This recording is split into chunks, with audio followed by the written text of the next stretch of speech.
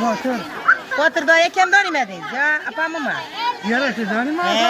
Tamam, bir versin. Ana yine Kana, iyilik hem kana. Yine. Yine. Pulları var. Hemmesinden çıkardı dükkana. Çık tuttu yine geleversele. Çıkar pulunuz kaytarmadı. Yine. Hala 40 bin kayıt verin diyana. 40 bin Doğurmaken ne? Doğurmaken bu. Çık tutmakı. Yine. Hatta neye gene ana. Geleversele bana sala. 60 bin Pullar taşan çıktı. yine karan yürek. Hemmesinde pul çıktı. Üstlerinde bütün pulları boyun. Bana. Yok yine yazık yine. Ne yine?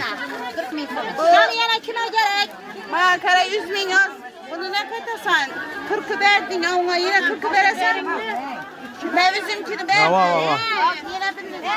Yıldız. Yine bana sala. Kralasa. YouTube çık. 1900 May Hatire günü sizi tebrikimiz bu. Rahmet. Yine Xudo kalasa Atamız beri atam bilen bir yol gazı çaktı şeyine geldi. neçe yaşa girdiniz bu? Neçe yaşa girdiniz? 81. 85 yaşa girdiniz. Ha buğa berin ne kadar geberseniz. Xudo kalasa buğanı bin tebrikler koyamız bin 9. May bilen. Makaran beni atam hiç görmedi. Bir gün söyleyeyim. Rahmet size sağ olun. Beni atam okşadası mı yapamam mı? Hekem okşamam mı hekeme? Rahmet rahmet. Sana buğa yok beni. Yine ne yapıyorsun bu atın? Bizim hatıralarının köpüsünü görgeyiz Kubayım.